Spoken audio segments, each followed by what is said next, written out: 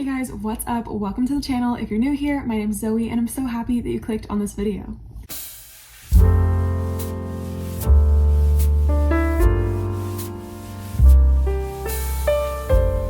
So by the time you're watching this, I think it should be March 17th, so it should be St. Patrick's Day. Happy St. Patrick's Day. But more importantly, it's the first day of the Eras Tour, okay? It's a very exciting week and day, specifically for Swifties. I'm just so excited to see all of the content, to see the set list, the costumes, everything. And I obviously had to wear my Eras crew neck to celebrate today, so happy Eras Tour. I feel like it's a national holiday. But anyway, continuing on with the video, today I wanted to put together a list of some of my favorite books of all time. I ended up condensing it down to 10 books, and let me tell you, this was very difficult to put 10 books into a list of my favorites because I feel like there are so many books that have made just such a big impact on my life.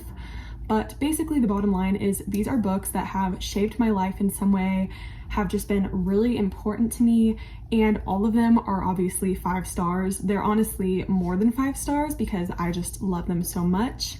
But yeah, I have 10 books to go through today. So I didn't really assign an order to this list. I kind of just put the books out randomly, but the order that I thought of them in probably is the order of most importance to me. So definitely at least the first 3 books are my favorite books of all time.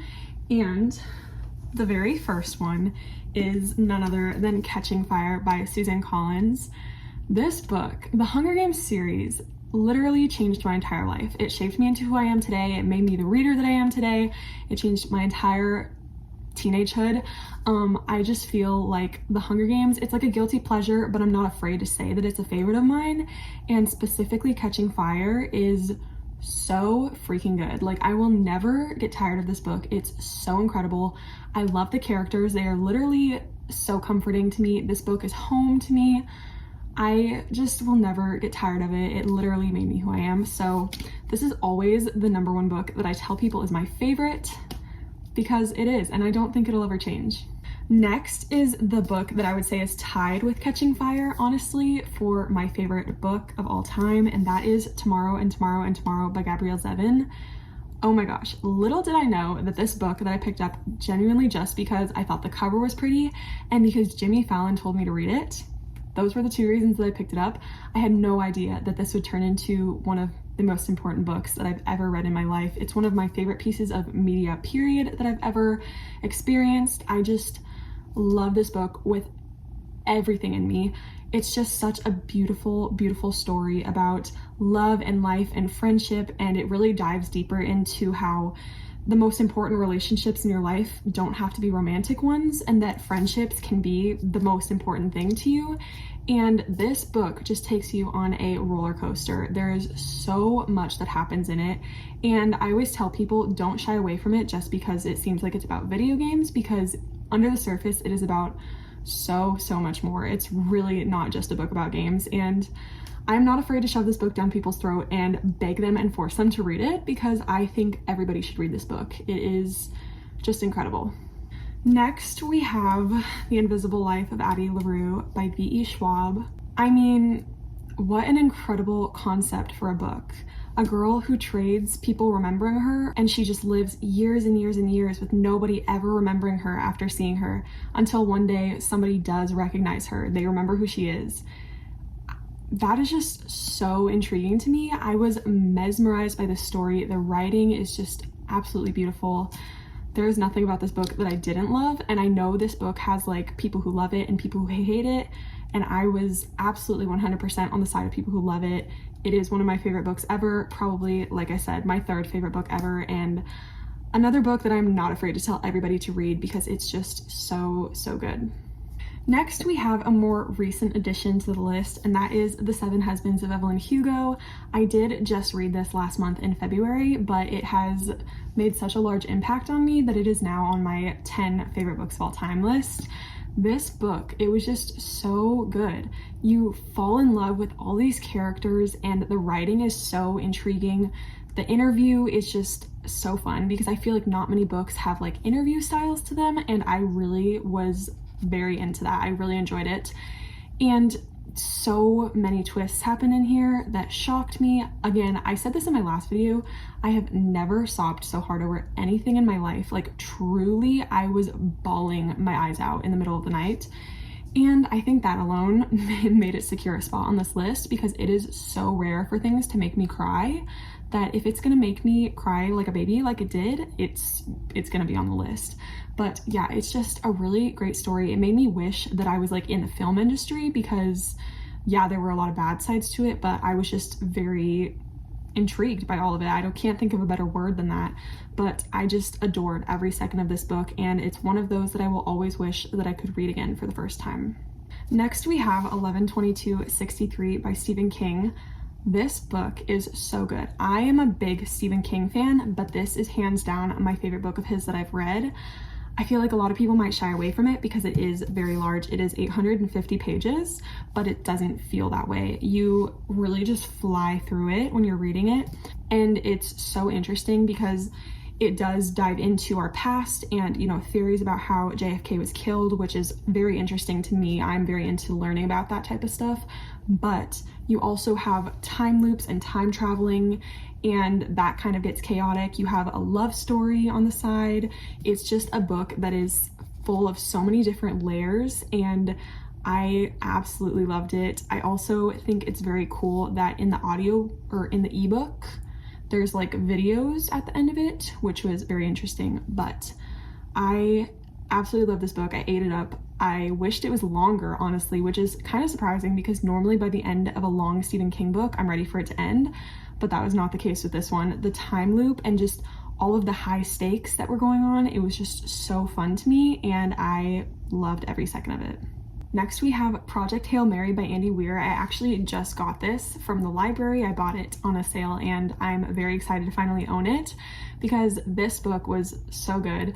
It's pretty rare for me because I don't read too much sci-fi, but I feel like when I do read sci-fi, I'm very into it, and I was absolutely obsessed with this one. It's about this group of astronauts that is sent into space to save humanity, but only one of them survives, and he kind of obviously freaks out because he's like, I am the sole survivor of this group of people who is supposed to save the entire planet to keep humans from going extinct, and he ends up finding an unlikely friend, and they work together to save the planet. And it's a pretty incredible story. I thought it was just so good, so fast-paced. I was just turning the pages nonstop.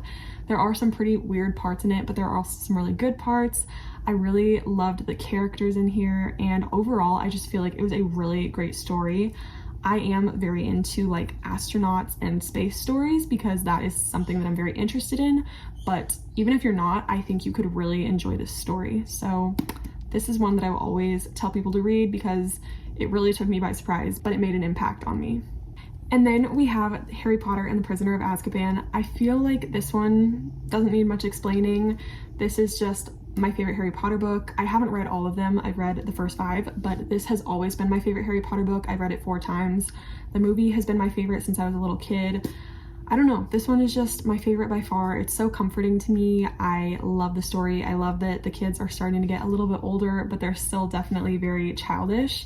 And I adore it. It's such a good one. I love the cover, and I find that this story is the most fun to me. So my favorite Harry Potter book and one of my favorite books ever. And then we have a book that I find very incredibly underrated. We have Autobiography by Christina Lauren. This is their one YA book, and I feel like not many people know what it is, or at least many people haven't read it.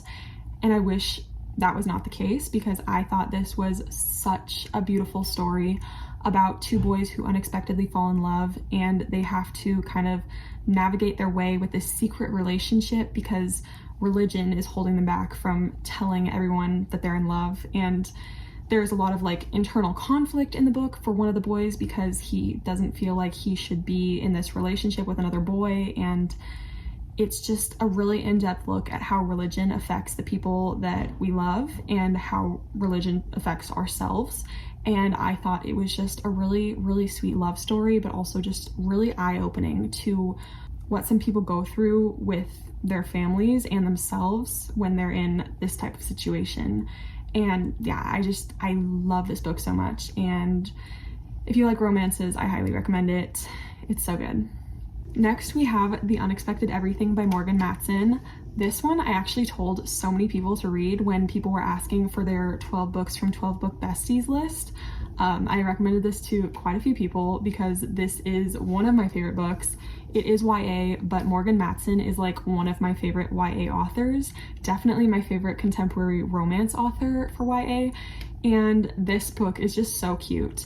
I do feel like I was a little bit conflicted about this one or Save the Date, also by Morgan Matson, because they're both really incredible books. But this one just gave me that feeling that you get when you know a book is really special to you, and it just slightly beat out Save the Date. But this one is a really sweet story about a politician's daughter who spends her summer walking dogs, and she unexpectedly meets this boy and they kind of form a relationship, fall in love, and he, you know, gets integrated into her friend group and just starts spending time with them. And it's just a really sweet summer story. I really enjoy it. There are some heavy moments, there are so many lighthearted moments, and I just can't get enough of this one. It's another fairly long one. It's over 500 pages, but again, it does not feel that way. And as always, when there are dogs involved in a book, you know I'm gonna love it. So this one has many dogs in it and I was a big fan, but I always tell people to read Morgan Matson, and this has to be my favorite book by her. I'm obsessed with it. Oh my gosh, guys, hi. I was starting to edit this video and I realized that I literally forgot to give you the 10th book. I only talked about 9 books in this video that is completely about my 10 favorite books of all time. So we need to fix that. The 10th book that I forgot about, because it's actually an ARC, so I don't have the physical copy yet because it hasn't been released yet, but that is Practice Makes Perfect by Sarah Adams. I definitely debated putting a TJ Klune book in here because I love The House in the Cerulean Sea and Under the Whispering Door, but then I read Practice Makes Perfect in February and absolutely fell in love with it. And I think the reason this one had to make the list is because I have never connected so much to a character as I did to Annie in this book. This is a sequel, sort of, to When in Rome. It's in the Rome, Kentucky series, so it's in the same town, and it follows Noah's sister Annie and Amelia's bodyguard Will, and they end up falling in love. Annie is this super socially anxious person who has kind of been told who she's gonna be. She's kind of been put in this box her whole life by her family and friends. And she's decided that she doesn't want to be that person anymore, but she doesn't know how to kind of go about changing that and becoming the person that she dreams of being. And Will, this absolute sweetheart, angel, amazing human, comes and kind of helps her get out of her shell. He helps her become the person that she's meant to be and falls in love with her along the way. And it is just the absolute sweetest story ever. I love it so much. It was more than 5 stars to me, and I know it's kind of soon to be saying that it's a favorite book of all time because it hasn't even been officially released yet, but gosh, I just haven't been able to stop thinking about this book every single day since I read it over a month ago. So as of this point in time, those are my 10 favorite books of all time. This one had to make the list, and I'm so happy that I realized that I didn't include the 10th book so I could talk about it, because if I didn't get to talk about Practice Makes Perfect, I would have been so sad. So anyway, I'm gonna let you watch the outro now.